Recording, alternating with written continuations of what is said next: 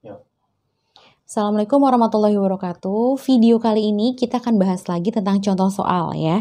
Jadi nanti mudah-mudahan ada satu playlist ya. Jadi buat panduan teman-teman ketika akan mengerjakan soal terkait dengan kodifikasi dan klasifikasi penyakit.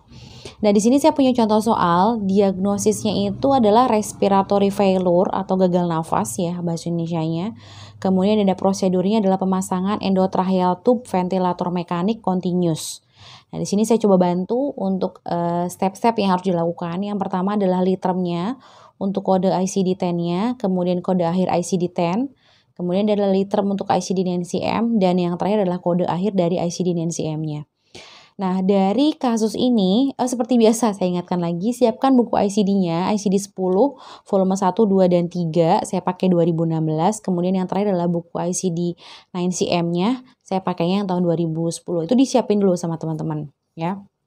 Nah, dari diagnosis ini kita bisa tahu bahwa ini adalah secara definisi atau bahasa Indonesianya itu adalah gagal nafas. Tapi untuk sesuai dengan kode ICD 10 justru kita dimudahkan nih karena diagnosis ini sudah berbentuk atau sudah berbahasa Inggris ya. Jadi tidak perlu ditranslasi lagi ke bahasa Indonesia. Dari kasus diagnosis ini kita bisa tetapkan bahwa litermnya itu adalah failure atau gagal ya. Kemudian kita buka ICD 10-nya. Ini ICD 10 volume 3 Alphabetical Index tahun 2016. Kita cari di alfabet F ya untuk mencari sesuai dengan literem yang tadi kita coba tetapkan untuk panduannya. Ini sudah masuk E, kemudian kita sekarang masuk ke F. Ini udah mulai F, cuma ini sudah terlewat kayaknya ya. Failure. Kita cari ada di sini seharusnya. Karena FAI. Ya, ini dia nih. Ini sudah mulai failure. Nah, failure lumayan banyak ya. Jadi failure itu nih ada dimulai di alfabet F. Ini sudah bisa kita temukan ada di term failure. Halaman pertamanya itu di 269. Tadi kita cari itu adalah respiratory failure. Makanya setelah kegagalan, itu kita kegagalan atau ketidakmampuan atau ketidakmampuan ya, failed atau failure, kita cari respiratory. Kita cari ada di R, indentasinya harusnya ada di R, rest. Nah, ini dia. Ini failure. Kemudian ada pilihan indentasi bawahnya respiration atau respiratory J96.9 ya, hati-hati. Dan dari kasus yang tadi itu tidak diberikan keterangan spesifik apakah itu akut, apakah dia center, ataukah kronik, atau pada newborn, ataukah pada prosedural. Jadi kita bisa tetapkan sesuai dengan literm yang awalnya, indentasi yang awalnya, yaitu J96.9. Setelah dari sini kita cek langsung atau kita rujuk ke volume 1, ada di sini. J96 ini sebelumnya saya lihatin dulu ya. Ini ICD 10 yang volume 1 tabular list 2016. Dan kita cek ke kode J96. J itu adalah kode respirasi ya, penyakit disease pada sistem respirasi. Jadi teman-teman jangan lupa juga lihat video tentang penyakit disease of respiratory. Itu sudah ada videonya. Jadi silakan teman-teman cek lagi untuk lebih detail terkait dengan penjelasan pada gangguan sistem respirasi. Nah, ini adalah J96 di volume 1, ada di halaman 483, respiratory failure NEC. Ya, nah ini hati-hati, ini juga apa yang dimaksud dengan NEC, teman-teman bisa cek lagi di video terkait dengan konvensi tanda baca sesuai dengan ICD. Ya. Kemudian ada exclude-nya, cardiorespiratory failure, ini yang masuknya ke R09.2.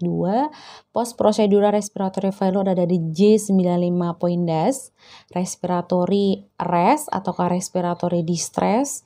Ini distress untuk yang syndrome of adult itu di J80 dan distress pada newborn ada di P22 poindas.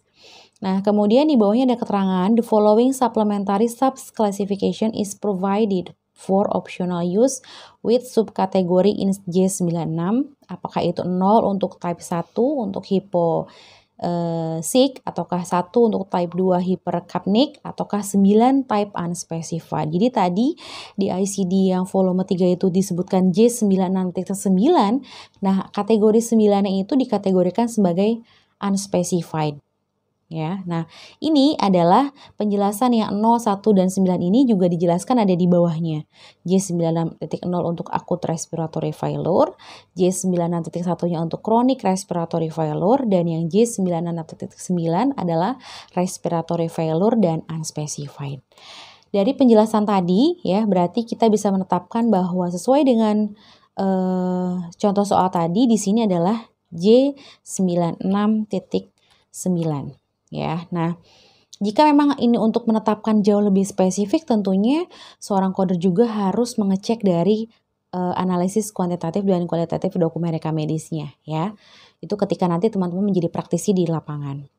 Selanjutnya ini adalah term untuk ICD dan NCM. Dari prosedur ini adalah sebetulnya kalau disingkat itu, kalau di bahasa medis itu adalah namanya ETT ya. Atau namanya endotracheal tube, ini nih pemasangannya.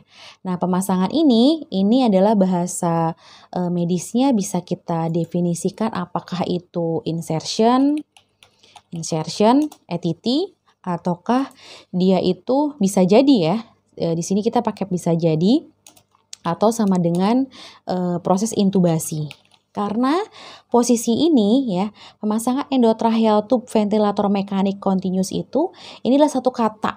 Jadi kalau di endotracheal tube, teman-teman coba cek dari kamus kedokteran atau kamus Dorlan ya, yang biasa saya gunakan sebagai panduan ketika mencari prosedur atau litermnya, ini adalah satu tindakan yang memang pemasangan ETT itu jelas-jelas adalah pemberian nafas secara mekanik.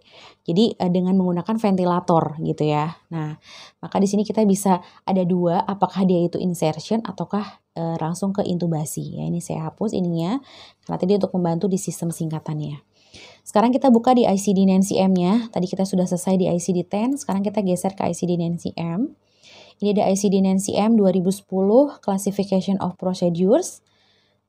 Ya, sesuai dengan penjelasan di daftar isi, table of content di ICD dan NCM itu, ICD dan NCM memiliki dua jenis ya bukunya, bukan judul jenis, dua bab yang utamanya, yaitu Classification of Procedures ataukah dia itu Index to Procedures. Jadi sekarang kita coba cek, ini kalau kita bilang ini versi bahasa ICD-10 itu ini adalah alphabetical indexnya. Jadi kita langsung skip atau next ke index to procedure sesuai dengan pilihan literm yang tadi sudah kita tetapkan, yaitu apakah dia insertion ataukah dia intubasi. Kita coba dua-duanya.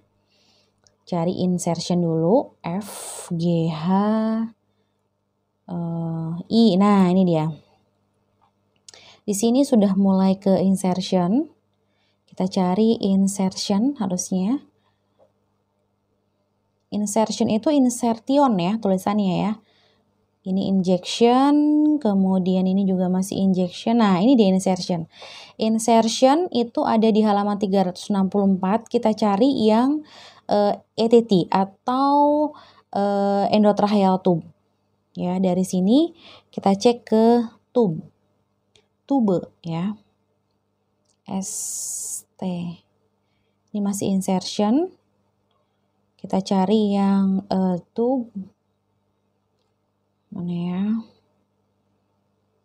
Ini masih di S. Masih di S. Nah, ini sudah mulai. Nah, ini dia sudah mulai ke T. Jadi ini udah mulai insertion. Dari mulai T itu di sini ada tampon, kita cari tube. Nah, ini dia di sini ada tube, kemudian si also catheterization and intubation ya. Jadi bisa jadi tadi yang saya sebutkan, bisa jadi literm ini ada dua gitu. Kita coba apakah dua-duanya merujuk pada satu kode yang sama ataukah gimana gitu ya. Nah, setelah dari tube ini maka kita pilih adalah pilihannya itu endotracheal. Ini dia. Tube kemudian endotracheal di sini 96.04. Ya, ada di halaman 372. Ya, jadi teman-teman ingat dari insertion, tube, kemudian endotracheal ketemu di 96.04 ya. Nah, selanjutnya kita coba dengan literm yang berbeda, yaitu dengan intubation. Jadi diingat-ingat ya, ini tadi kita sudah dapat 96.04, kita coba tuliskan dulu biar kita nggak lupa. Di sini ada 96.04, ini pakai titiknya 04. Kita coba lagi dengan menggunakan literm yang berbeda. Tadi masih tetap di alfabet I, sekarang kita cari intubation. Nah ini dia, intubation masih ada dalam satu alfabet yang sama, I ya. Ini intubation ada di halaman 373, ICD 9cm. Intubation juga sama, see also catheterization and insertion. Ya, kita coba cari untuk pencarian endotracheal atau tube. Bisa jadi ada di dua-duanya. Kita coba cari, di sini ternyata pada saat kita mencari di tube itu tidak ada pilihan tube, tapi adanya di trachea. Ya, jadi tidak ada endotracheal, tidak ada tidak ada endotracheal, kemudian tidak ada lagi juga tentang tube, adanya trachea. Tapi kodenya sama, yaitu 96.04, sama dengan yang tadi kita sudah dapatkan di insertion, kemudian tube, dan endo. Semoga video ini bisa membantu teman-teman nanti untuk mengingatkan kembali proses penentuan kodifikasi. Terima kasih sudah menyaksikan video ini. Wassalamualaikum warahmatullahi wabarakatuh.